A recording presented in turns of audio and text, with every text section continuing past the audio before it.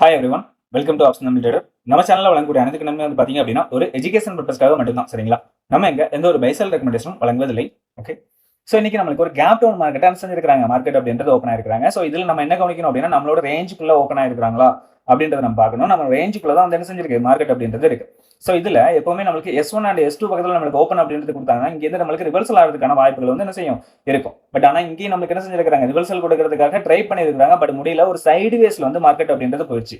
So side வேஸ்ல இருக்கும்போது நல்ல ஒரு ப்ரெஷர்ல வந்து இருக்கிறாங்க அப்படின்னு நம்மளுக்கு புரிஞ்சுக்கணும். ஸோ நல்ல ஒரு ப்ரெஷர்ல வந்து என்ன செய்யறாங்க மார்க்கெட் அப்படின்றது கொடுக்குறாங்க. கிட்டத்தட்ட ஒரு 1:30 மணி வரைக்குமே நம்மளுக்கு அந்த S1 அண்ட் S2 இந்த ரேஞ்சுக்குள்ளேயே தான் மார்க்கெட் அப்படின்றது இருந்தது. ஸோ அதுக்கு அப்புறம் தான் வந்து பாத்தீங்க அப்படின்னா நல்ல ஒரு ஃபால் அப்படின்றது வந்து கொடுக்குறாங்க. கிட்டத்தட்ட ஒரு 400 பாயிண்ட் வந்து என்ன செய்யுது நம்மளுக்கு 1:30 மணிக்கு மேல மார்க்கெட் அப்படின்றது கீழே விழுது. ஸோ இந்த வாலட்டிலிட்டியை நம்மளால ஐடென்டிஃபை பண்ண முடியுமா அப்படின்னு நம்ம வந்து ஆல்ரெடி முன்னாடியே வந்து சொல்லியிருக்கோம். வீடியோல வந்து நம்மளோட பழைய வீடியோலாம் பார்த்துருந்தீங்க அப்படின்னா கண்டிப்பா தெரிஞ்சிருக்கும். அந்த வீடியோல வந்து என்ன சொல்லியிருப்போம், நம்மளுக்கு இந்த மாதிரி வாலட்டிலிட்டியா வர்ற மார்க்கெட்டை நம்மளால ஐடென்டிஃபை பண்ண முடியுமானா நம்மளால முடியும். ஆனா எந்த பக்கம் போகுதுன்னு சொல்ல முடியாது. பட் ஆனா ஒரு வாலட்டிலிட்டி கிரியேட் ஆக போகுது அப்படின்றது நம்மளுக்கு தெளிவா தெரியும். சரிங்களா? மேக்ஸிமம் வந்து பாத்தீங்க அப்படின்னா மார்க்கெட் அப்படின்றது எந்த டைரக்ஷன்ல இருக்கிறாங்களோ அந்த டைரக்ஷன்ல போறதுக்கான வாய்ப்புகள் அதிகமா இருக்கும். சரியா? ஸோ அது எப்படி அப்படின்றதையும் இப்ப தெளிவா வந்து பார்க்கலாம். ஓகே, நம்ம ஆல்ரெடி வந்து பாத்தீங்க அப்படின்னா ஓடிடி பிரீமியம் டிவி அப்படின்னு சொல்லிட்டு ஒரு இண்டிகேட்டர் வந்து கொடுத்துருக்கோம். ஸோ டிவினா ஒன்றும் இல்லைங்க, டைம் வேல்யூ. ஓகேங்களா? ஸோ இந்த டைம் வேல்யூவை நம்ம பார்த்தாலே போதுமானது தான் மார்க்கெட்ல வந்து என்ன நடக்க போகுது அப்படின்றது தெரிய வரும். ஓகே, ஸோ இதுல வந்து பாத்தீங்க அப்படின்னா நம்மளுக்கு ப்ரீவியஸ் டே க்ளோஸ்ல 133 அப்படின்ற டைம் வேல்யூ நம்மளுக்கு காலையில மார்க்கெட் ஓப்பன் ஆனதுக்கு அப்புறமா 151க்கு வந்துட்டாங்க. சரியா? கிட்டத்தட்ட 20 பாயிண்ட் கிட்ட நம்மளுக்கு என்ன செஞ்சிருக்கு அப்ரிசியேஷன் வந்து மார்க்கெட் அப்படின்றது போயிருக்கு. அதாவது பிரீமியம் வந்து அப்ரிசியேஷன்ல போயிருக்காங்கன்னு அர்த்தம். ஸோ இந்த 20 பாயிண்ட் நம்மளுக்கு வந்து கிடைக்கணும் இல்லையா? ஸோ நம்மளுக்கு மார்க்கெட்ல காலையில சைடு வேஸ் மூமெண்டம் அப்படின்றது கொடுத்து 140 140 138 137 கிட்டத்தட்ட 1:30 மணிக்கெல்லாம் வந்து பாத்தீங்கன்னா 137 தான் இருக்கு. 1:30 மணிக்கெல்லாம் நம்மளுக்கு எவ்வளவு இருக்காங்க 137 தான் இருக்கிறாங்க.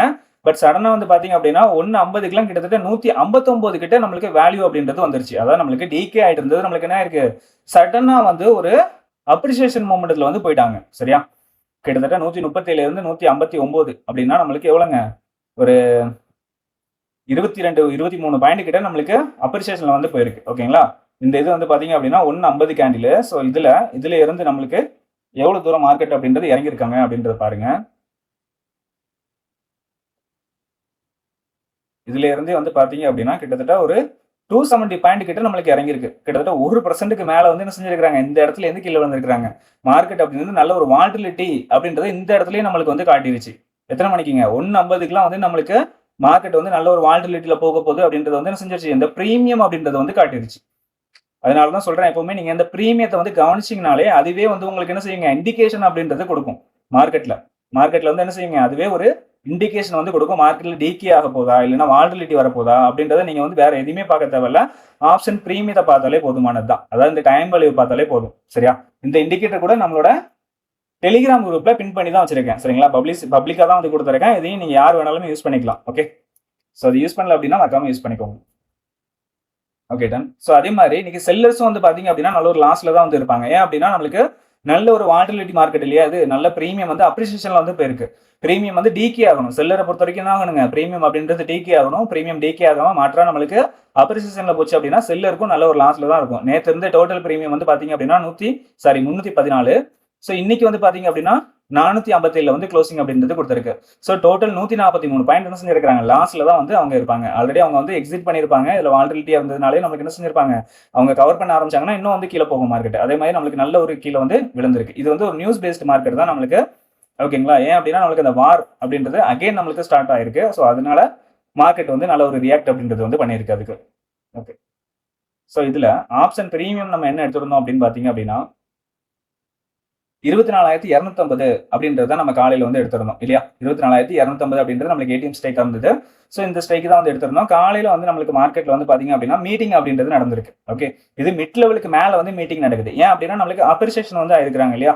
எப்பவுமே நம்மளுக்கு என்ன ஆகும் அப்படின்னா மிட் லெவல்ல மீட் ஆகும், இல்லைன்னா மிட் லெவலுக்கு கீழே மீட் ஆகும். மிட் லெவலுக்கு மேல மீட் ஆயிருந்தாங்க அப்படின்னாலே நம்மளுக்கு மார்க்கெட்ல பிரீமியம் அப்படின்றது அப்ரிசியேஷன்ல வந்து இருந்திருக்காங்க அப்படின்னு அர்த்தம். சரியா? அதையும் நீங்க வந்து தெளிவா புரிஞ்சுக்கணும்.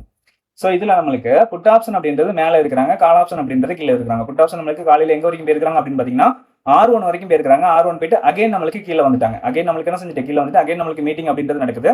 சோ இதுல நம்ம காலையில மார்க் பண்ணி கொடுத்த இந்த 154 அப்புறம் மிட் லெவல் இந்த 2 லெவலுக்குள்ளதான் மார்க்கெட் அப்படின்றது நகருது. ஒரு சைடு வேஸ் மார்க்கெட்டா தான் வந்து போறாங்க. இதுலயும் அகைன் நம்மளுக்கு என்ன செய்யறாங்க புட் ஆப்ஷன்னா இந்த 154 பிரேக் பண்ணி மேல எங்க வரைக்கும் வராங்கன்னு பாத்தீங்கன்னா கரெக்டா R1 வரைக்கும் வராங்க. R1க்கு மேல போக முடியல. அகைன் நம்மளுக்கு கீழே வராங்க. பட் ஆனா இந்த தடவை என்ன செய்யலைங்க, இந்த 154 பிரேக் பண்ணி கீழே போகல.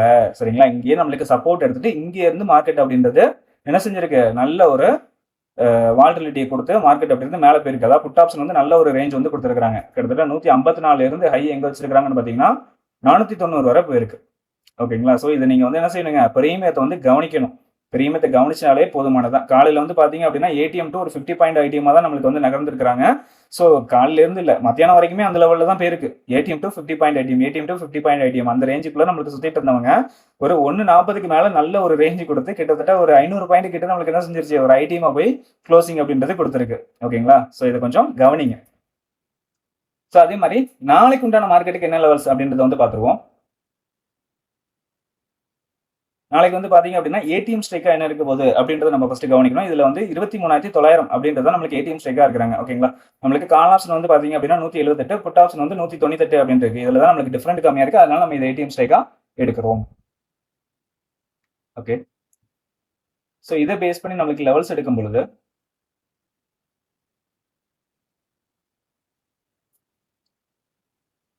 இதுல சிந்தடிக் ஃபியூச்சர் லெவலா நம்மளுக்கு 23,879 அப்படின்ற லெவல் வந்து கிடைச்சிருக்கு. R1 24,077, R2 24,131 அப்படின்ற லெவல் இருக்கு. S1 23,702, S2 23,646 அப்படின்ற லெவல் வந்து இருக்கு. சரிங்களா, ஸோ இதுல எப்பவுமே வந்து பாத்தீங்க அப்படின்னா R1க்கு மேலேயோ S1க்கு கீழேயோ மார்க்கெட் அப்படின்றது ஓப்பன் ஆச்சுன்னா நம்ம லெவல்ஸ் வந்து மாத்தணும். 920 ஸ்டார்டர் பேஸ் பண்ணி லெவல்ஸ் எடுப்போம். ஓகே,